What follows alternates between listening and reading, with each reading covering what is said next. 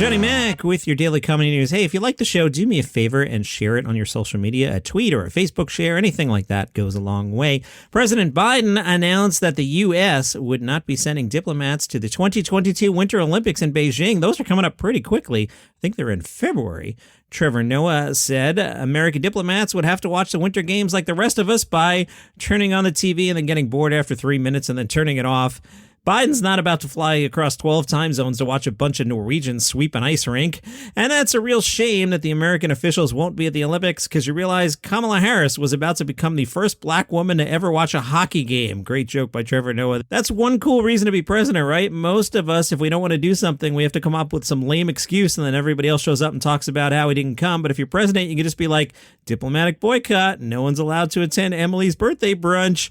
If you want to get back at China, you have Marjorie Taylor Greene in the stands. Great joke. Jimmy Fallon chimed in. Nothing will convince China to change their ways, like not sending the Secretary of Agriculture to the Olympics. When the news broke, everybody's mom was like, the oiled up flag bearer from Tonga will still be there, right? Love it. And Fallon, it's different from our last Olympic diplomatic boycott, which was just Mike Pence refusing to watch men's doubles luge. At first, I scratched that joke, and then I was like, oh, now I get it. Think about it. You need me to read it again? It's different from our last Olympic diplomatic boycott, which was just Mike Pence refusing to watch men's doubles luge. Think about it.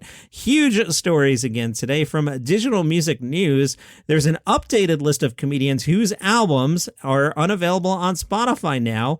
The list now includes Bill Burr. Originally, 2 of his albums were unavailable, but now it looks like all his works have disappeared. Kyle Kinane's Whiskey Icarus, gone. Mitch Hedberg, Do You Believe in Gosh, gone. Mitch Altogether, gone. Stephen Wright, I Still Have a Pony, gone. Lewis Black, The Prophet, gone. I believe a lot of those are Comedy Central releases, so that's getting really interesting over there.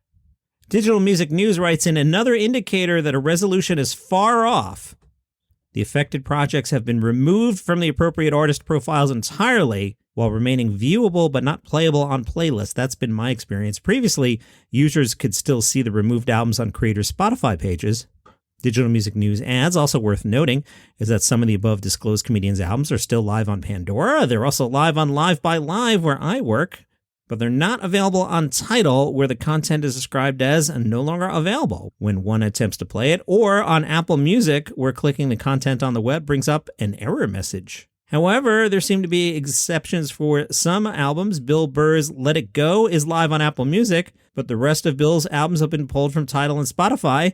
John Mulaney's New in Town, on the other hand, is unavailable to Tidal, Apple Music, and Spotify users alike. Again, if you like comedy, plug in Live by Live. I host the weekly comedy thing. It's a show like this. I do stories, but I play comedy clips in between, and there are several comedy stations on there. I program them. They're free. You can hit play and listen. I recommend the Today's Comedy channel. It's the Live by Live app, LiveX Live. It's free. Go for it. This one surprised me and worries me from comedy.co.uk. C4's National Comedy Awards postponed. This from the UK. The National Comedy Awards have been postponed just a week ahead of its inaugural ceremony. Channel 4 said in a statement, due to the uncertainty around the Omicron variants, we have decided to postpone the large-scale event. Did you notice I said Omicron? I've been saying Omicron. I'm being told it's Omicron. I have to retrain my brain. Whatever.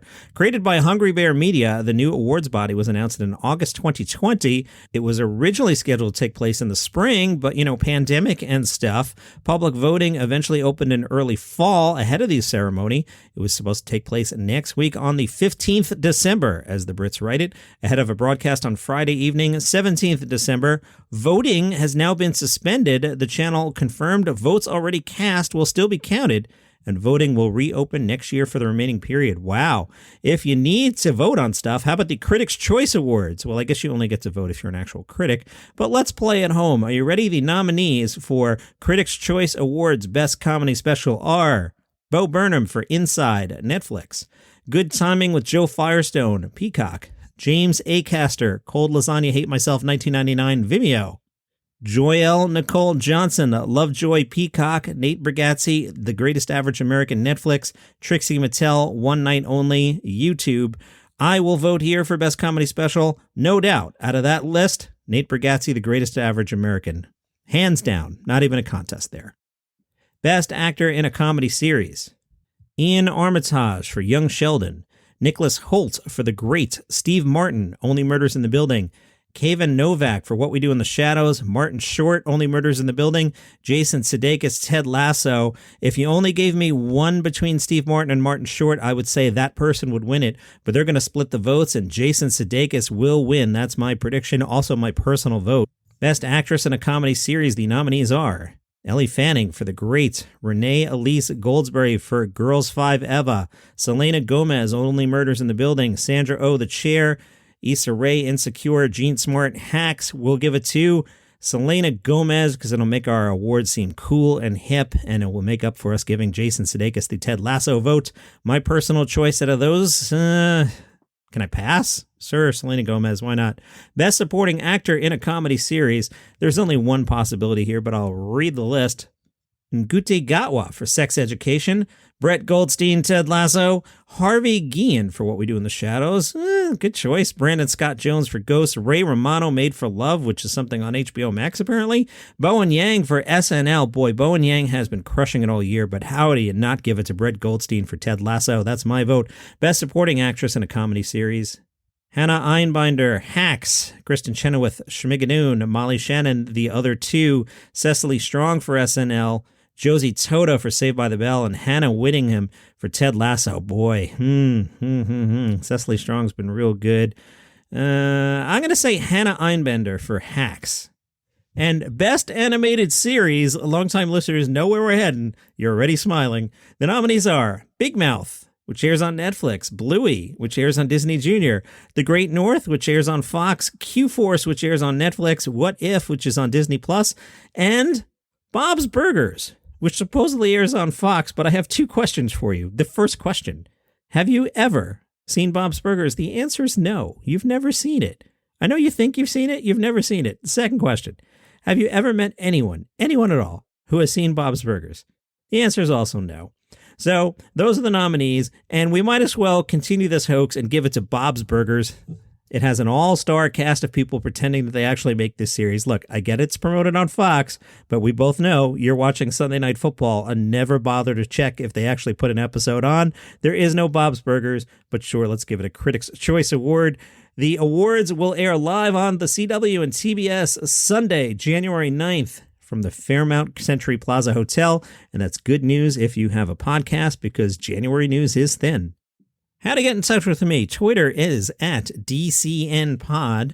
The Facebook page is Daily Comedy News. The Facebook group where you can participate is Daily Comedy News Facebook group. Would love for you to participate in that. If you're a comedian, you want to plug your show, go nuts. If you see a funny video, throw it up there.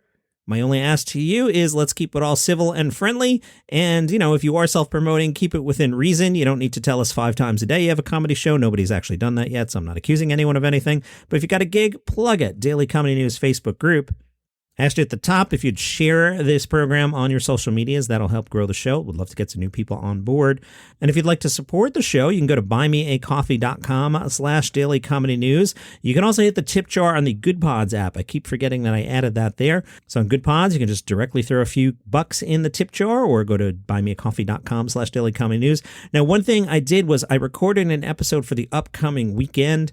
It is about supposedly the best comedies on Netflix, and I kind of lost my mind halfway through the episode.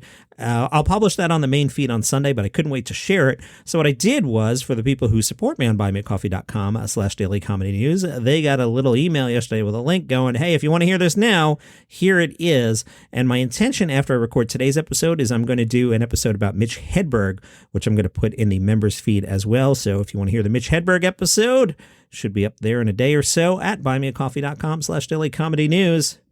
I forgot to mention on Sunday night, I was killing 10-15 minutes before Succession came on, really enjoying the season of Succession.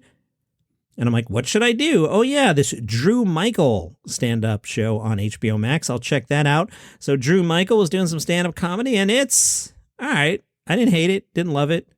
Watched 15 minutes of it. Not going to go back. Not saying it sucks, just telling it exists. Drew Michael on HBO Max.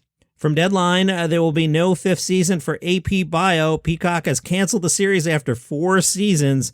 The final 2 seasons on Peacock.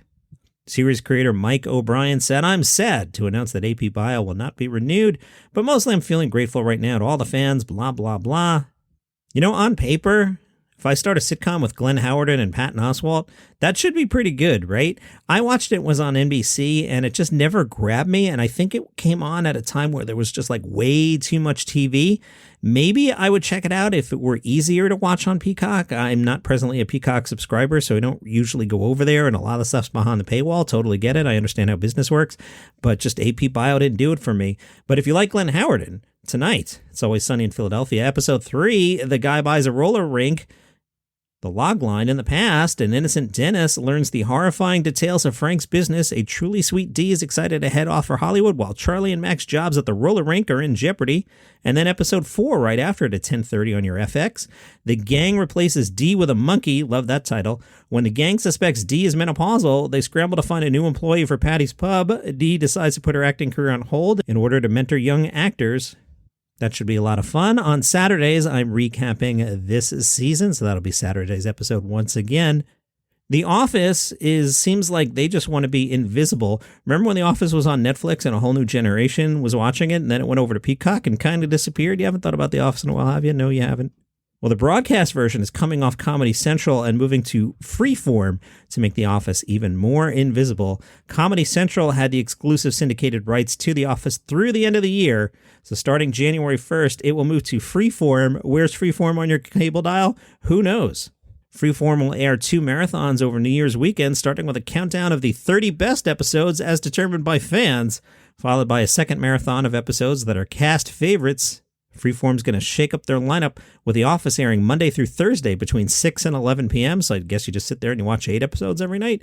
Episodes of Family Guy air on Fridays for some reason, and movies on the weekends. A Suit said, because you always got to have a line from The Suit, right? The Suit says, The Office is a comedy masterpiece that satirizes everyday office life. I can't think of a better way for Freeform to ring in 2020 when so many people are preparing to head back to their workplace offices. It's a perfect primer and further positions Freeform as a go-to destination for bold, irreverent programming. And what is more bold than a sitcom that debuted in 2005? And from popculture.com, this week's batch of new Netflix movies includes Back to the Outback, a new animated comedy that introduces viewers to a ragtag group of Australian animals hoping to escape their zoo and reach the Outback. The cast meets a shark who belongs to the USS. What's that? It's the Ugly Secret Society. The shark offers to induct them into the USS and shares a secret password. The secret password is, I'm ugly, you're ugly, we should all be this ugly, ugly is the new beautiful. Zoe the Devil Lizard points out, that's a really long password. Don't act like you're not curious. The story centers on a group of deadly creatures led by an obnoxious koala who escape a Sydney zoo to reach their home in the Outback, where they hope to be loved for who they are on the inside and not feared for what they look like. Aren't koalas cute?